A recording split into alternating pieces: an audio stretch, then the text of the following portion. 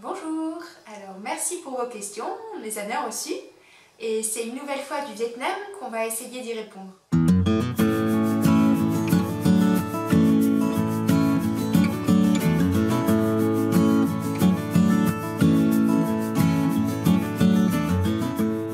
Alors notre pays coup de cœur, c'est justement le Vietnam, pour le moment en tout cas, parce que c'est là où on a pu avoir le plus d'échanges avec les gens.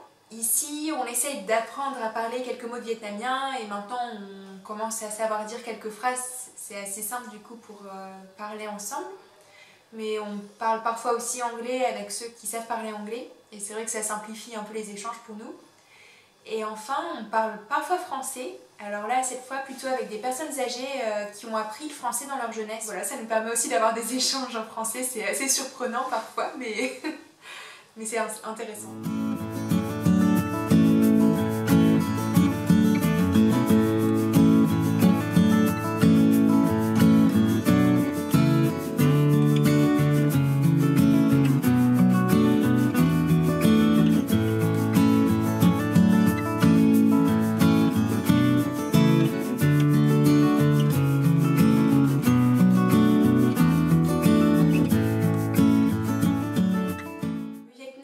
Aussi parce que l'hospitalité fonctionne mieux en fait quand on demande à se faire héberger pour la nuit, on a quand même plus de réponses positives et ça nous permet vraiment de vivre de belles rencontres. Et enfin, on aime beaucoup le Vietnam pour ses paysages. Alors même si on y a affronté nos premières montagnes, on se rend compte que finalement l'effort est vite récompensé par la beauté de ce qui nous entoure quand on est en plein cœur des montagnes et qu'on est entouré par les forêts, par les vues sur des lacs, sur des cascades, c'est très joli. Donc c'est vrai que pour la diversité de ces paysages, le Vietnam est un chouette pays. Alors maintenant, de là à dire qu'on vous conseille plus le Vietnam qu'un autre pays pour un voyage en Asie, pas vraiment. Nous, on le vit à vélo, on ne vit pas tout à fait comme des vacances. On n'est pas à l'affût des attractions touristiques qu'il peut y avoir dans ces pays, parce qu'il y a de quoi voir. Mais nous, on vit plutôt pour la rencontre au quotidien, pour le fait de rejoindre les gens dans ce qu'ils peuvent vivre au quotidien. Et donc voilà, on ne saurait pas vous conseiller sur, sur une destination de vacances. Ça nous amène à une autre de vos questions. Alors, toutes les rencontres ont été riches et on ne pense pas à une personnalité plus marquante qu'une autre. Maintenant, durant les 2 dernières semaines, je dirais que la rencontre qui m'a le plus marquée, ça a été une famille qui nous a accueillis d'emblée lorsqu'on leur a demandé pour passer la nuit chez eux. Et ça a été tout de suite un super accueil. On a pu prendre une douche très rapidement, installer notre tente, faire rapidement connaissance avec toute la famille. On sentait vraiment un esprit de famille fort et chaleureux. Et après avoir fait plus ample connaissance, finalement, ils nous ont accueillis chez eux. Donc on a remballé notre tente pour s'installer dans un lit dans leur maison. Et une famille qui vivait vraiment très simplement, mais qui a vraiment tout donné pour qu'on vive des très bons moments chez eux et qu'on s'y sente bien en tout cas. Notamment la grand-mère qui nous a cuisiné un très bon repas. Ouais. Il y avait vraiment la joie qui se dégageait entre les enfants, les parents, les grands-parents. C'était fort qu'ils puissent nous partager ça.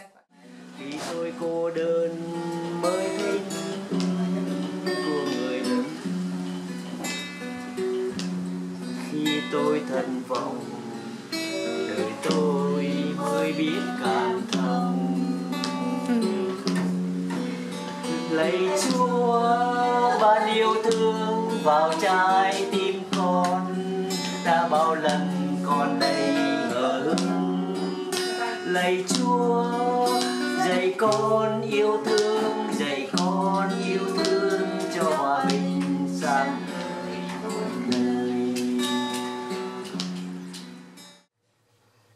Alors vous nous avez ensuite posé une question sur un sujet important, les repas.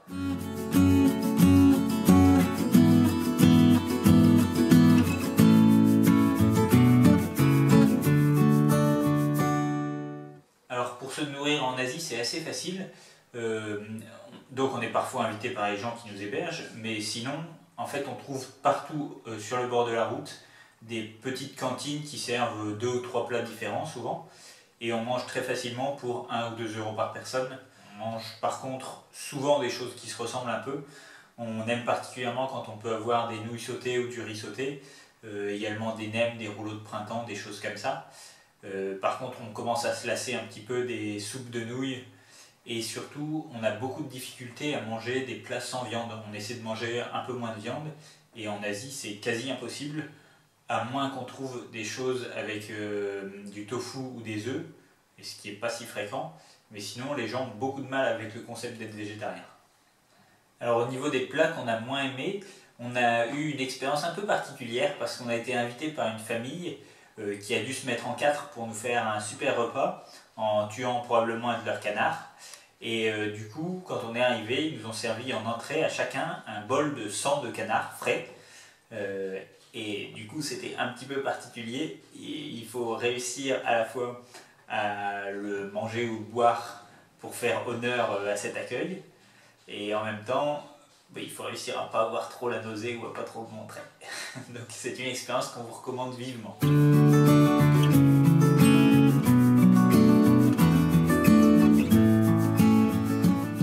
Alors pour changer de monnaie, c'est assez facile parce qu'on a une carte bancaire Max qu'on avait commandée avant de partir et en fait qui nous permet de retirer de l'argent dans tous les pays dans lesquels on passe.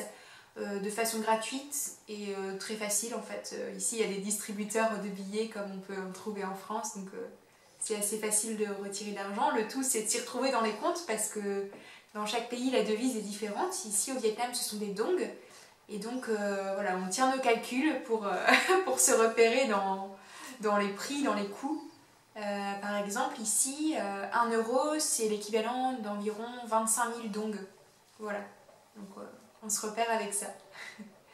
Mais sinon, ce qu'il faut surtout penser quand on change de pays, c'est à faire nos visas. On peut le faire à la frontière, mais pour éviter la corruption et pour pouvoir être plus tranquille lors du passage, c'est préférable de le faire un peu avant dans le pays précédent.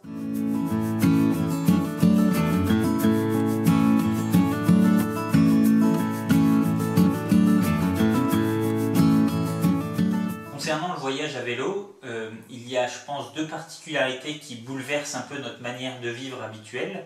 La première, c'est qu'on vit dans une grande simplicité, bien plus que quand on vit en France.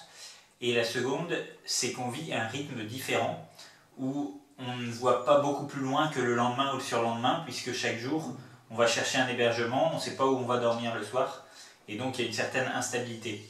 Donc la première, la simplicité, c'est quelque chose qu'on vit assez bien, et qui est même presque reposante par rapport à certains moments en France.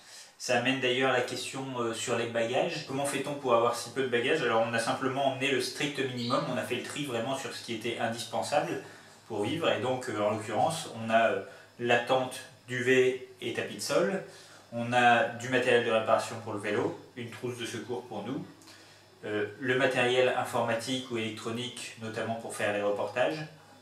Et après, nous avons 2 tenues chacun. Voilà, donc c'est réduit au strict minimum. Ça engendre quelques contraintes, notamment qu'il faut qu'on fasse des lessives tous les jours. Alors, voilà, il y a des routines comme ça qui sont parfois un petit peu fatigantes ou un petit peu pesantes à la longue.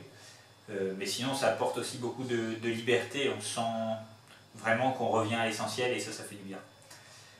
Après, ce qui est du coup un peu plus fatigant dans le voyage à vélo, c'est que comme on ne sait jamais où on dort le soir et où on va être le lendemain, cette instabilité, par moment, ça arrive qu'elle soit un petit peu pesante, mais globalement on le vit quand même assez bien. Et je dirais que ce qui nous a le plus fatigué ou ce qui engendre le plus de pression peut-être, sont plutôt les reportages, le partage sur notre site internet, etc. parce que ça demande pas mal de travail.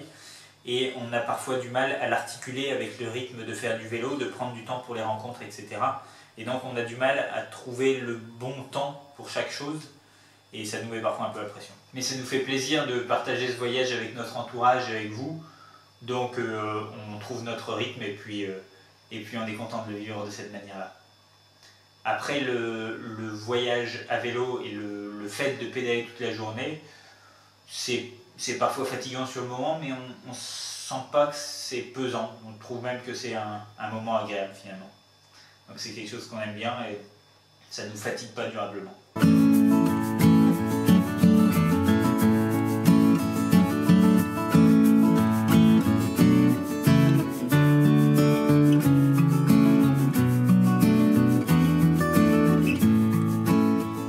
Ça fait 75 jours et donc à peu près 2 mois et demi et 4200 km que nous avons démarré notre voyage à Phuket. Donc on est à peu près à un tiers de notre voyage et on sent déjà que ça nous a pas mal transformés. Donc ce voyage, c'est sûr que ça nous ouvre à beaucoup de nouvelles choses culturellement et puis dans la manière de vivre des gens.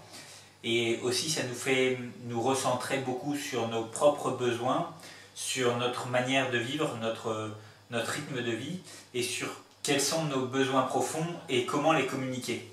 Et donc ça nous enrichit chacun personnellement et ça nous enrichit aussi en couple bien sûr, parce que ça nous permet de comprendre ou de percevoir en tout cas que l'autre a des besoins différents, des besoins parfois qu'on ne comprend pas mais qu'il faut apprendre à accepter et s'aimer dans cette différence. Donc je pense que ce sera de toute façon un projet, une aventure qui sera vraiment fondatrice durablement pour notre couple et sur laquelle on va s'appuyer pendant de nombreuses années. Et notre projet là, à moyen terme, c'est à la fin de l'été prochain de poursuivre cette expérience avec une année de volontariat pour s'engager durablement quelque part à l'étranger à nouveau et pouvoir continuer à se donner en couple. Mais entre-temps, on sera aussi ravis de pouvoir retrouver nos familles et nos amis et passer du temps avec eux l'été prochain parce que c'est sûr que ça manque aussi un peu parfois.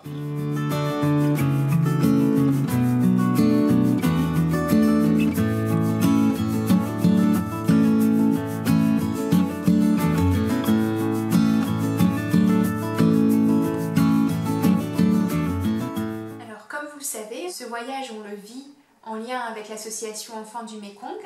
Et donc, comme on vous a expliqué dans la première vidéo, le but de notre voyage, c'est donc de proposer à notre entourage, à nos proches, à nos familles, mais aussi à d'autres Français, de parrainer un enfant en Asie pour lui permettre d'aller à l'école.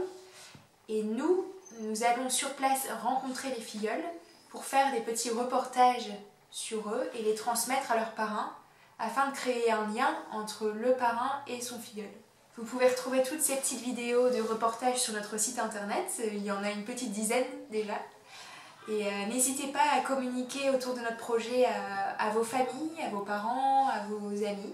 Peut-être que certains seront prêts eux aussi à parrainer, à faire partie de l'aventure. Dans ce cas-là, c'est assez facile, il suffit de passer par notre site internet et de cliquer sur parrainer un enfant, voilà, pour nous rejoindre dans l'aventure. Merci beaucoup et à bientôt!